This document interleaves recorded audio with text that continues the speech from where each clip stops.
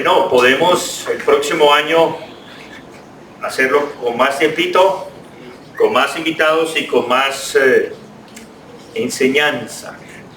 Ahora su Biblia, por favor, en Tito, la carta de Tito.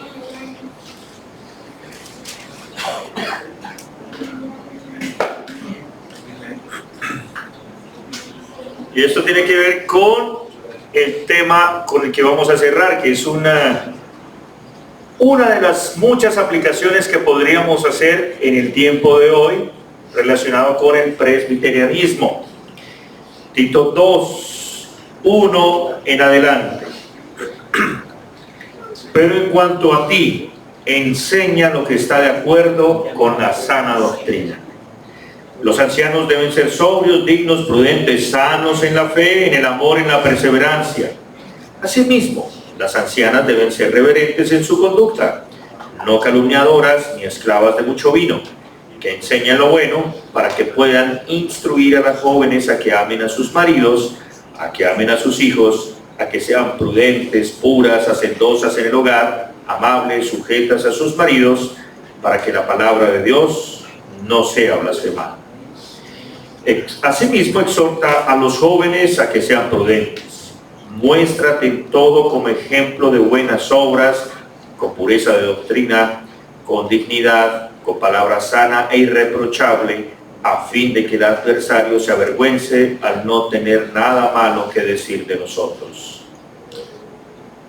Exhorta a los siervos a que se sujeten a sus amos en todo, que sean complacientes, no contradiciendo, no defraudando, sino mostrando toda buena fe, para que adornen la doctrina de Dios, nuestro Salvador, en todo respecto.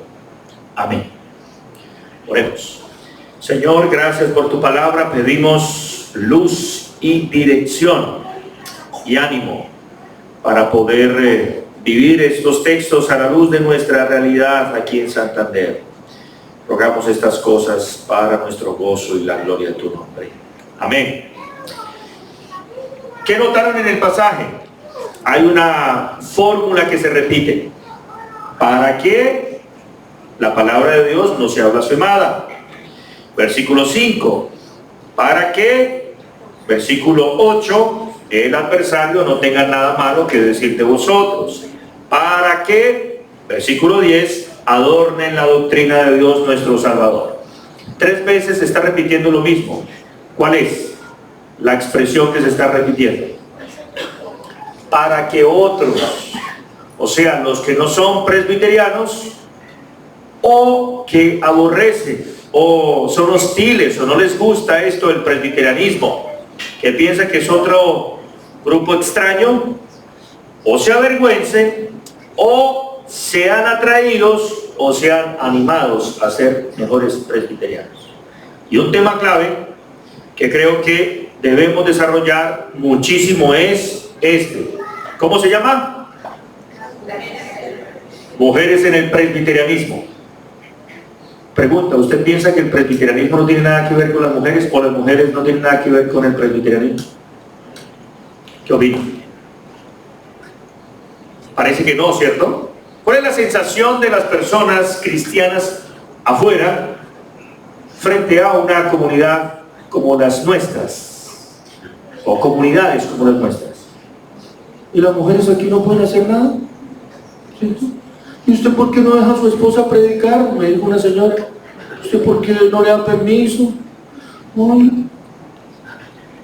Mis hermanos, en general, esto muchas veces ocurre por ignorancia, pero otras ocasiones es por insensatez, o sea, por saber las cosas, pero no saber cómo aplicarlas correctamente.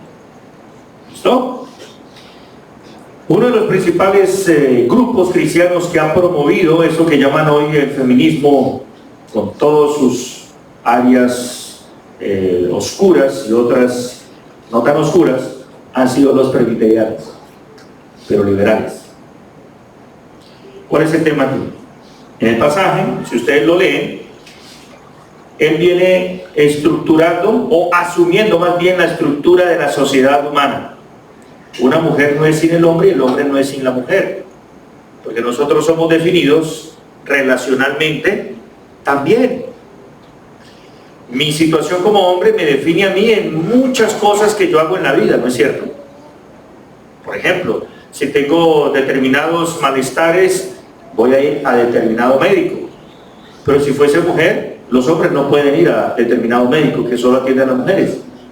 Ese es un ejemplo muy sencillo. Y en este caso, nosotros no debemos ignorar a las mujeres. No lo digo porque lo hayamos hecho, sino porque, en cierto modo, cuando se estudia historia, normalmente, ¿quiénes son los héroes? ¿Quiénes? Díganlo sin temor.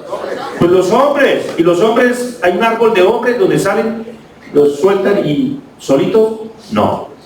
Y quiero brevemente que veamos 4 mujeres fundamentales para la reforma en Santander, Colombia y quiera Dios en la historia. ¿Las quieren conocer? Número 1, la primera, ¿cómo se llama? Idelette, bonito el nombre, ¿no? Bueno, le voy a contar la historia larga corta. Esta señora pertenecía a una comunidad que en ese entonces se llamaba anabaptismo. O sea, el anabaptismo era una creencia según la cual si usted no hacía parte de ese grupo, entonces usted no era salvo. No exactamente eran sectas, o sea, que profesaban herejías, pero tenían comportamientos extremos. Y por temas sociales llegaron a estar en la misma ciudad donde se encontró el señor Juan Calvino. Y aquí hay un detalle interesante, y es que usted no sabe lo que va a pasar con las personas con las que se relaciona. Alguien me contaba que los cursos de inglés son uno de los muchos vínculos matrimoniales iniciales, o los vínculos iniciales que terminan en un matrimonio. Porque muchos se conocieron y, bueno, ¿cómo no? Estamos aprendiendo inglés y ahí, bueno, esto que pasó ahí es súper interesante por la siguiente razón, y es que cuando los amigos de Calvino, porque él tenía amigos, ese podríamos hablarlo la próxima vez, la amistad entre presbiterianos, ¿cierto? Miren, Calvino tenía unos amigos que lo cuidaban a él, velaban por él. ¿Usted tiene amigos? Espero. Y se dieron cuenta que Calvino necesitaba una esposa. Note, Calvino no necesitaba una aventura, necesitaba una esposa. Hermano, usted necesita una esposa. Y Calvino dice, bueno, está bien, quiero una mujer así. Escucha, Calvino, ten siempre presente lo que busco hallar en ella. Yo no soy uno de esos enamoradizos locos que abrazan incluso los vicios de sus amantes cuando pierden el juicio por la hermosa figura de una mujer. La única belleza que me satisface es esta, que ella sea casta, es decir, pura, atenta, o sea, una mujer diligente, no demasiado bonita, o sea, normal, ni fastidiosa, o sea, que no sea, diríamos nosotros, intensa. ¿Ah? O sea, una mujer que no sea...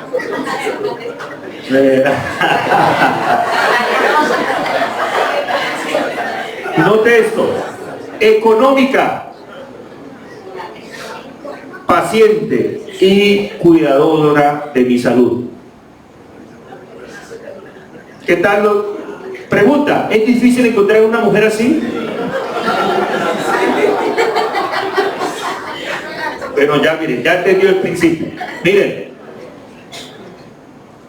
usted debe aprender esto, querida mujer.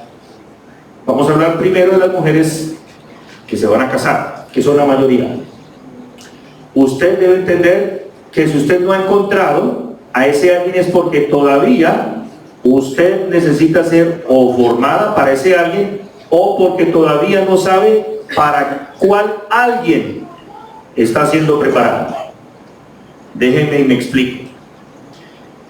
Muere el esposo de Idelette y ellos se conocían y quedó con niños, y Calvino la vio. Y más allá de todo lo que pueda pensar desde nuestro punto de vista humano, ellos empezaron a servir a esa mujer. Y una de las cosas que necesita una mujer joven, con niños, que es un marido. Primera Timoteo 5 dice, quiero que las mujeres jóvenes que se casen.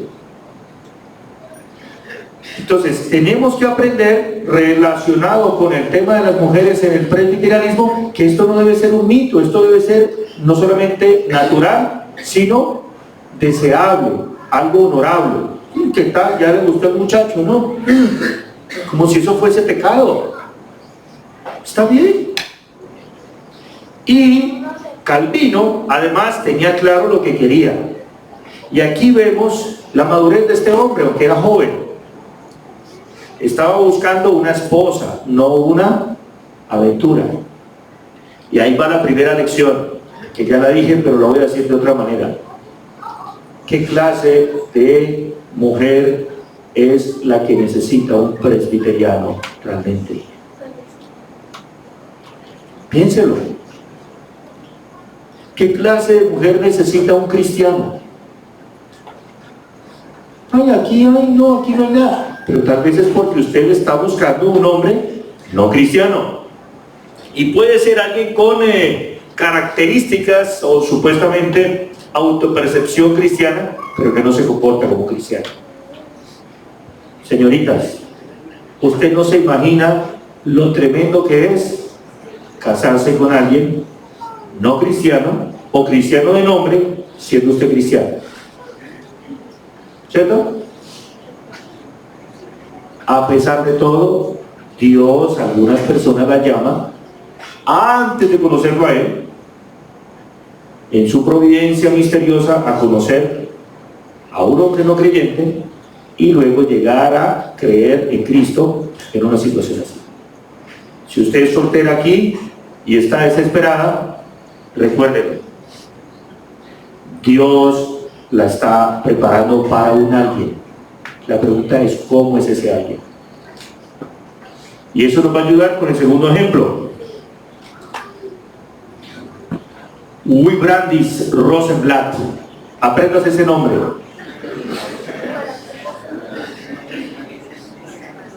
¿Cómo le llaman a ella?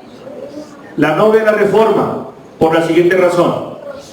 Ella se casó con un hombre más o menos pudiente, lo cual no era tan común, y en la época estaba todavía algunos efectos de las pestes. ¿Y qué ocurrió?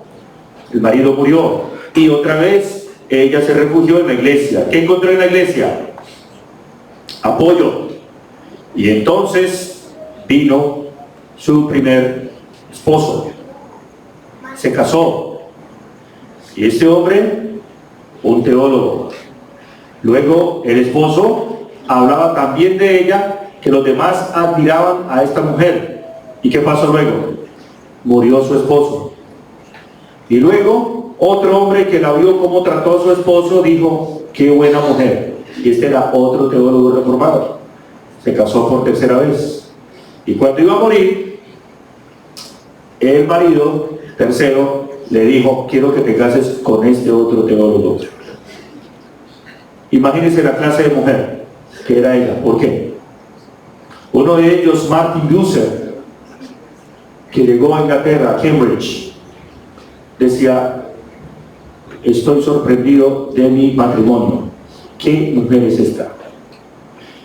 Ahí va la segunda lección. Las mujeres tienen que aprender a aprovechar el tiempo. Las mujeres se quejan mucho y exigen mucho de los hombres sin ellas exigirse mucho a sí mismas. Usted quiere casarse, por ejemplo, con un intelectual y, como he dicho muchas veces, él es de la NASA y usted de la plaza. No hay pecado en eso. Pero si usted quiere construir una relación saludable, usted debe cultivar su intelecto. Ahora una mujer, como pasa con muchas chicas que se quieren casar con un futbolista, tienen que aprender del fútbol, pero no solo eso, tienen que aprender ¿cómo se llama? Matemática, esa alta financiera. ¿Por qué? Porque el futbolista se dedica a jugar y mire lo que le ha pasado hasta a los famosos sudamericanos. 10 años después, usted debe millones de euros en impuestos. Y uno pregunta, ¿y la esposa casándose esa plata? No. Wibrandis fue una teóloga increíble. Las mujeres escribían. Fui ayudada por Wibrandis. Cuando tuvo una crisis, ella me ayudó. Y ella creó una especie de relaciones de amistad donde ella fortalecía a otras mujeres. Usted no se imagina lo tremendamente revolucionario que es una amistad cristiana, una mujer realmente amiga. Sin ese tipo de mujeres, Israel no hubiese salido adelante, y tampoco la iglesia. 4 hombres influyentes en la Reforma. Por otra parte, ¿cuál es nuestra impresión? Nosotros normalmente somos atraídos por leyendas y paradigmas de la sociedad no cristiana para pensar mal de determinadas mujeres. ¿Qué hubiese pensado usted si ella le presenta a su cuarto esposo? ¿Cierto? En absoluto. La providencia de Dios forjó a esa mujer para llegar a ser no solamente una mujer madura en todo el sentido de la palabra, sino una mujer también sabia y útil para el Señor. Tercero, esta es soltera, muy útil. ¿Cómo se llama?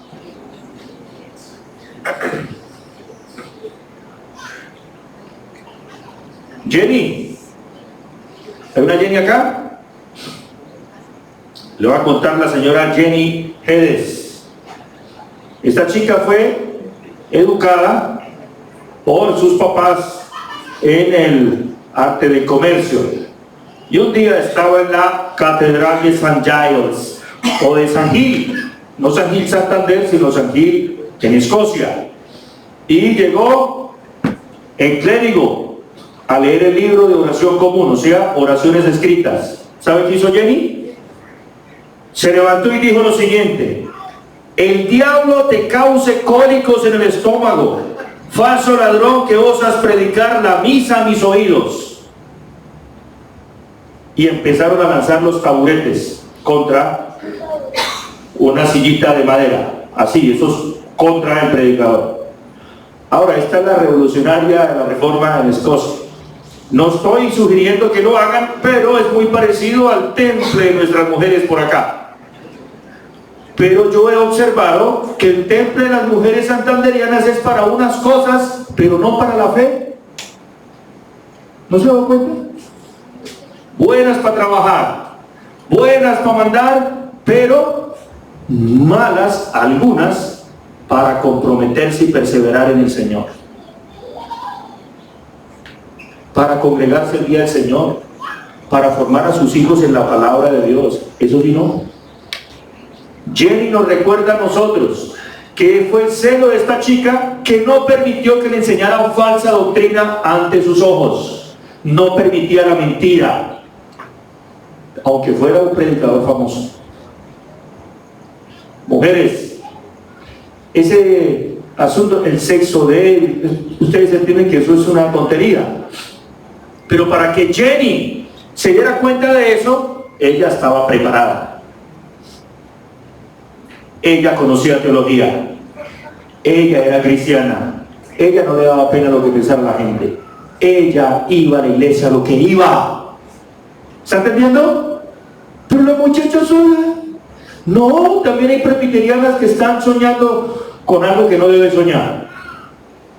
Entonces, uniendo a estas tres, Idelette, Wibrandis y Jenny, ¿qué estamos viendo? Que una mujer tiene las mismas responsabilidades y cualidades de un hombre, ¿o no? Ahí está. ¿Qué es misterioso que quiere usted aprender? La gente viene con una expectativa y que van a enseñar nada nuevo, ¿cierto? Que eran cristianas y que cada uno en su respectivo escenario cumplió con su función. Y por último, la más influyente de todas. Por favor. ¿Cómo se llama?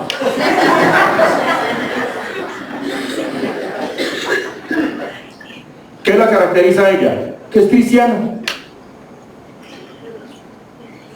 Miren, gran parte de la confusión, distorsión y exclusión o la invisibilización de las mujeres es producto de los que, dadas las circunstancias humanas, las invisibilizamos. O sea, muchas veces es culpa de los hombres. Pónganle cuidado. Voy a contar dos casos de ella que actuó como cristiana cuando yo no estaba actuando como cristiano. El primero, estábamos ahí charlando y orando cuando tenía la oportunidad de irse a Europa. Y entonces el flamante enamorado de ella en ese momento le dijo: bueno, si tú te vas, está bien, te voy a olvidar. ¿Tú qué me ofreces aquí? Bueno, si está predestinado que sea mi esposa, ¿cierto? Yo no tenía la gracia irresistible. En otras palabras, ella estaba esperando que yo fuera un hombre. ¿Qué significa eso? Que yo tenga claridad en la vida. Eso es un hombre, muchachos. Que sepa que tengo un plan en la vida. Que sepa para dónde va. Que siempre tengo un horizonte. Un hombre que le está buscando a la esposa, dime qué hacer. No es un hombre. Es potencialmente, biológicamente, psicológicamente, o como le quieran llamar, pero no es un hombre, todavía en construcción. Por eso es Dios el que lo llamó a ser un líder. Y esa muchacha tenía 17 años cuando me dijo eso. ¿Tú para dónde vas? ¿Qué es lo que quieres hacer en la vida? Bueno, la verdad es, no, háblame claro, al punto, porque tengo que mañana dar una respuesta a mi familia. 17 años y sabía para dónde iba la muchacha. Hoy mujer de 40 años, ¿qué va a hacer? No sé, yo lo voy a dejar ya no más, y tal cosa, y si tal cosa, y si llueve pero un poquito para este lado, y el aire entra por acá, entonces toma. Segundo ejemplo, yo orando y pidiéndole al Señor, pasaron unos años, ya nos íbamos a casar cuando me entró un correo electrónico. Y el correo electrónico decía: señor John Sandoval, véngase y hablamos acerca de su beca. Y yo estoy leyendo lo que estoy leyendo. Estaba en francés. ¿Dónde era? Era en Ginebra. No en Ginebra Valle. En Suiza. ¿Usted quisiera ir a Suiza? Pero lo necesitamos soltero. Al cabo que ni quería. Entonces empieza, ¿cierto?, la cabeza a luchar. 24 años. Oye, hija de Dios, tú que dejaste Europa por este prospecto de futuro, dime, dame un consejo. Piensa en la eternidad. Me dio cosas, ¿cierto? Esa era una opción. La otra opción era empezar en nuestra microscópica sala de la casa un estudio bíblico que Dios después daría y bendeciría para que fuese la primera iglesia reformada de Bucaramanga. Hermanos, no piensen, por favor, que los pastores somos personas fracasadas que no tenemos nada que hacer en la vida, o que tal vez nos quedamos aquí por la gran cantidad de dinero que se puede recaudar en una iglesia presbiteriana, o porque es que aquí nos aman y nos adulan tanto en la iglesia reformada, ¿cierto? No. Y esta muchacha simplemente fue una cristiana que leía su Biblia y le acompañaba a todos los estudios bíblicos desde ese entonces hasta el día de hoy. ¿Qué podemos aprender de eso? Que hay algo mágico cuando leemos en la historia a alguien desconocido, ¿cierto? Lo idealizamos, pero cuando es alguien conocido, ¿qué tal la esposa de este hermano? ¿Eso era todo? ¿Cierto? ¿No es así? Hay algo psicológico, ¿no? Idealizamos a la persona que está alejada de nosotros, pero hiperrealizamos a la persona que está cerca de nosotros. Le vemos solo los defectos y no vemos cómo la gracia de Dios está obrando allí. Conclusión. ¿Qué hemos visto, hermanos? Que es el mismo principio de lo vil y lo menospreciado, de lo que no es. Dios escoge para hacer lo que Él quiere hacer, como ustedes y como yo. Pero para eso necesitamos, ¿qué cosa? Ser fieles a nuestro llamado. Escucha bien. Cuando el rey David murió, la crónica dice, y después de haber servido a su generación, descansó con sus padres. Y aunque esto le parezca coaching, no lo es el llamado de la Biblia, solo que los coaches han tomado los frutos del Evangelio, quitándole sus raíces. ¿Qué va a decir nuestro epitafio? ¿Qué van a decir nuestros epitafios vivientes, que son nuestros hijos? ¿Qué van a decir las personas que nos conocieron? La vida es corta y no sabemos cuánto tiempo vayamos a estar cerca los unos de los otros. ¿Qué van a decir de nosotros? Debemos ser fieles con lo que el Señor nos entregó. Yo hice mi trabajo de manera imperfecta, pero cumplí con mi trabajo. ¿Usted cumplirá con el suyo? Ahora que veo a Anita, mi hija, que voy para cualquier lado y me agarra. Así es tener hijas, lo que callan los papás de una niña. ¿Cierto? Dios mío, ¿qué clase de mujer voy a formar? ¿Cierto? Ayúdame, Señor. ¿Ah? Bueno, yo quiero que sea una mezcla de Jenny Guedes, ¿cierto? Que tenga ese celo, pero a la vez que tenga esa madurez teológica de Will Brandis, y que sea una mujer sencilla, como y delecta. En últimas, que imite a su mamá las cosas que va a ver claramente. Es así, porque es el mismo evangelio, hermanos. El mismo Dios de esas mujeres es el mismo Dios de las mujeres que aquí en Santander. Amén. Eso era todo, amigos. Vamos a orar. ¿Se pueden levantar, por favor?